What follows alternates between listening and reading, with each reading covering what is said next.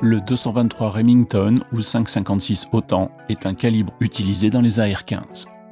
Pour recharger ce genre de munitions, vous aurez besoin d'une presse de rechargement, ici une Lee monostation, d'une doseuse de poudre, manuelle ou automatique. Pour ma part, pour ce calibre, ce sera ma doseuse Frankford Arsenal automatique. La doseuse manuelle, je l'utilise plutôt pour les armes de poing, 9 mm, 38, 357 ou 44 Magnum. Vous aurez besoin également d'un nettoyeur à ultrasons, d'un déshumidificateur alimentaire pour bien sécher les étuis, d'un tumbler humide, d'une jauge de recalibrage pour checker les étuis, d'un plateau à graisse avec du lubrifiant Lee Précision, d'un petit entonnoir à poudre. Préférez un petit entonnoir spécialement adapté au rechargement pour éviter l'électricité statique qui ne fait pas bon ménage avec la poudre. Celui que j'utilise m'a été vendu avec la presse. Des plateaux de rechargement, un jeu d'outils adapté à la presse et au calibre, de l'acide citrique en poudre, du produit vaisselle, un marteau à inertie pour démonter les cartouches loupées, un case trimmer pour raccourcir les étuis hors cote, un ébavureur d'étui, des étuis usagés, des ogives calibre 224 et de la poudre. Concernant la poudre, je conseille de la Ogden CFE 223 spécialement développée pour ce calibre, mais la RS52 fait également très bien le job.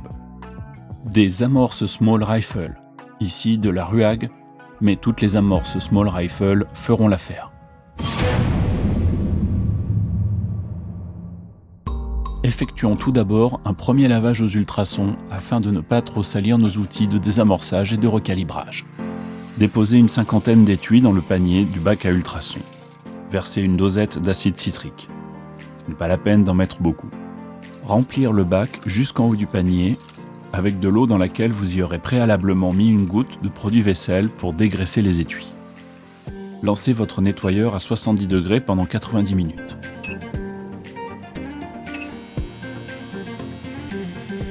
À la fin du cycle, versez les étuis dans un bac et rincez-les bien à l'eau claire.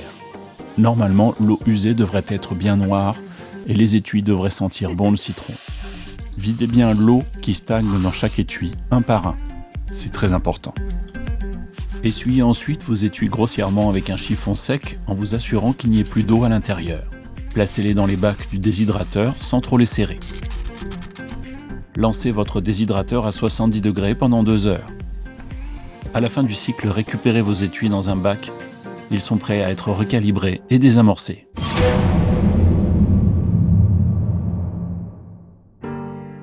Préparez l'outil de désamorçage recalibrage.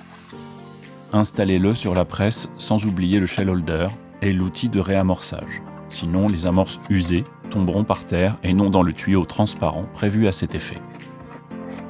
Pour régler l'outil, il suffit de monter le bélier à fond et de visser l'outil jusqu'à contact avec le shell holder. Rajoutez un quart de tour à l'outil et verrouillez-le à l'aide du contre-écrou. Assurez-vous bien que la tige de désamorçage dépasse bien d'environ 5 mm. Enduire le plateau de graissage avec un peu de graisse blanche Lee en l'étalant bien. Prenez un étui et roulez-le sur le plateau de graissage. La graisse doit être homogène mais peu visible. Placez ensuite l'étui sur le shell holder et baissez le bélier à fond. L'amorce usagée devrait tomber dans le tube transparent. Vérifiez vos étuis avec un pied à coulisse numérique. Si leur longueur dépasse la longueur maximum tolérée de 1,76 pouces ou de 44,7 mm, il faut alors les raccourcir avec le case trimmer.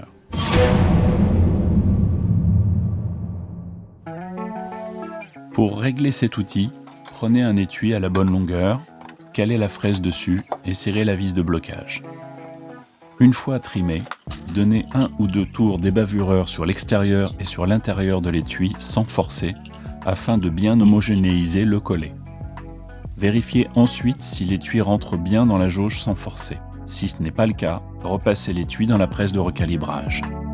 S'il ne rentre toujours pas correctement dans la jauge, il faudra le jeter, car sa déformation aurait été trop importante. Pensez bien qu'il ne faut jamais réutiliser un étui fissuré ou trop déformé, c'est trop dangereux.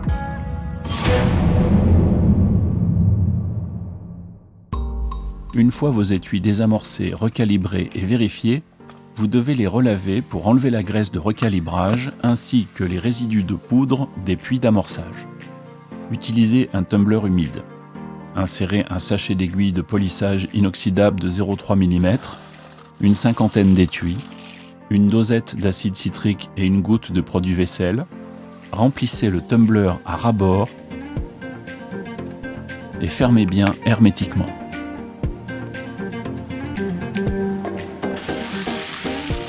Faites tourner 2 à 3 heures. À la fin du cycle, versez les étuis dans un bac et rincez-les bien à l'eau claire. Normalement, l'eau usée devrait être bien noire. Videz bien minutieusement l'eau et les aiguilles de polissage qui stagnent à l'intérieur de chaque étui. Vous pouvez utiliser un petit aimant pour récupérer les aiguilles de polissage qui tombent dans le lavabo.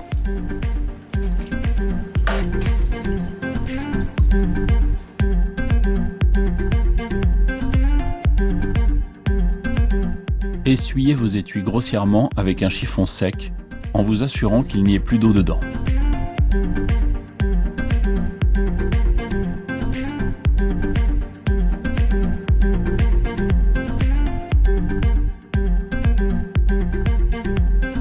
Placez-les ensuite dans les bacs du déshydrateur sans trop les serrer.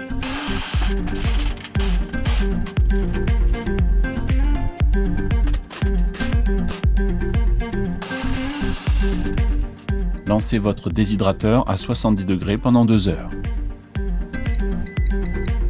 À la fin du cycle, récupérez vos étuis dans un bac. Vérifiez qu'ils sont bien secs. Ils sont prêts à être réamorcés.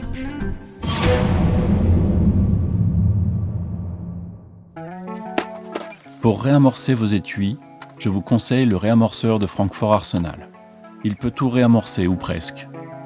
Repérez le calibre de votre choix, le 223 Remington dans notre cas correspondant au shell holder numéro 4.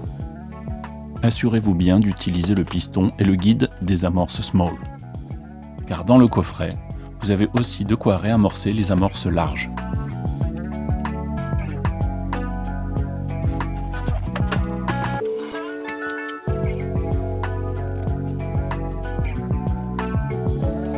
Ouvrez votre réservoir d'amorces et déposez-y vos amorces côté explosif vers le haut, en faisant bien attention de ne pas en avoir une en sens inverse.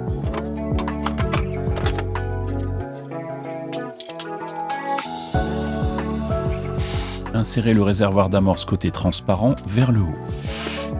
Introduisez un étui dans le shell holder et pressez délicatement la poignée du réamorceur. Quand vous sentez une résistance, arrêtez. Sortez l'étui réamorcé. L'amorce ne doit pas dépasser du puits d'amorce. Lorsque vous effectuez ces manipulations, ne dirigez surtout pas l'étui vers votre visage, c'est très dangereux. Une amorce pourrait exploser. Si vous constatez une amorce écrasée ou mal enclenchée, n'essayez surtout pas de l'enlever vous-même. Débarrassez-vous de l'étui auprès de votre armurier ou auprès de votre club de tir. Rappelez-vous qu'il ne faut jamais essayer de tirer une cartouche mal amorcée. Vous risquez d'endommager votre arme ou vous-même.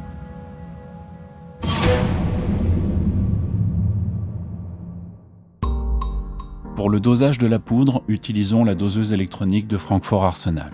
J'ai de très bons résultats avec la poudre RS52 de Reload Suisse. Ouvrez le réservoir et versez-y une bonne quantité de poudre.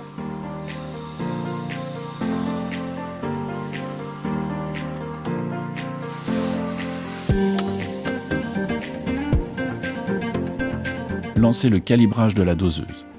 Je vous conseille de le faire à chaque fois. Pensez à remettre à zéro la tare de la balance avec le récipient de poudre en aluminium posé dessus avant de commencer.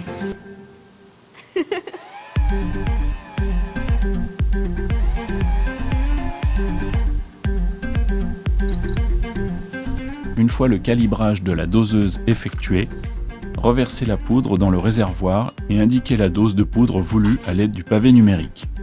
Ici, 25 grains de poudre RS52 pour les ogives Cam Pro 55 grains FMJBT. Mettez la doseuse en mode automatique. Comme cela, Elle redémarrera une nouvelle dose à chaque fois que vous aurez remis la coupelle vide sur la balance. Respectez bien les tables de rechargement correspondant à votre poudre et à vos ogives. C'est très important. Si vous avez un doute, n'hésitez pas à demander à quelqu'un de compétent, votre armurier ou au club de tir. Un surdosage ou un sous-dosage de poudre peuvent vous mettre en danger. Utilisez un petit entonnoir antistatique adapté pour introduire la poudre dans l'étui. Déposez ensuite chaque cartouche sur votre plateau de rechargement.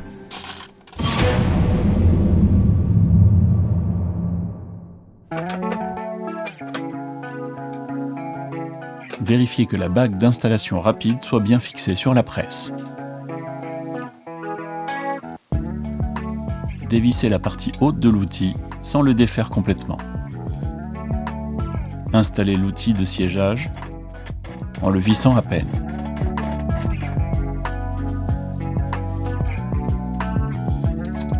Mettez une cartouche manufacturée dans le shell holder et montez le bélier à fond. Vissez l'outil jusqu'à résistance sans forcer. Normalement, il devrait toucher le shell holder. Bloquez-le avec le contre-écrou pour qu'il ne puisse plus se dévisser. Resserrez la partie haute jusqu'à résistance sans forcer.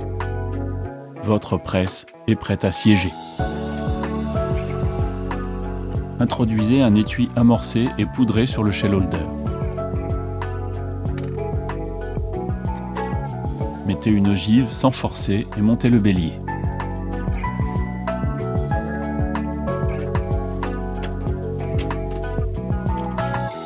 Votre cartouche est siégée.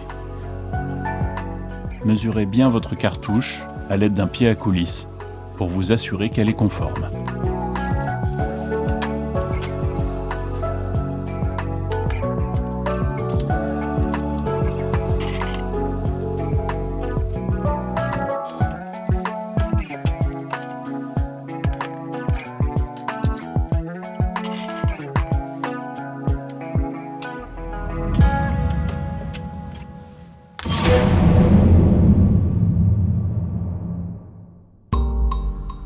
Installez l'outil de sertissage dans la presse en le vissant à peine. Montez le bélier à fond. Vissez l'outil jusqu'à contact avec le shell holder.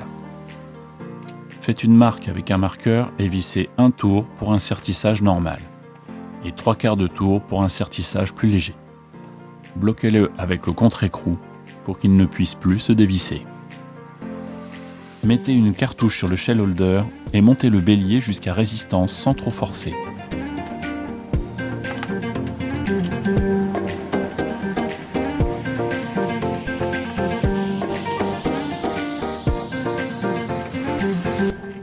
Votre cartouche est finie. Testez-la de nouveau dans la jauge de rechargement pour vous assurer qu'elle est conforme. Je vous conseille de tester toutes vos cartouches.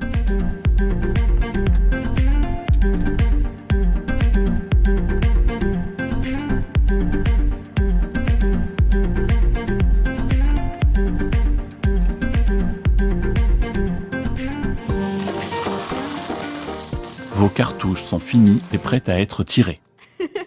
Pensez à bien les stocker au coffre dans des boîtes adaptées. Vous retrouverez dans les descriptions tous les liens vers les produits que j'ai utilisés. À bientôt pour de nouvelles vidéos.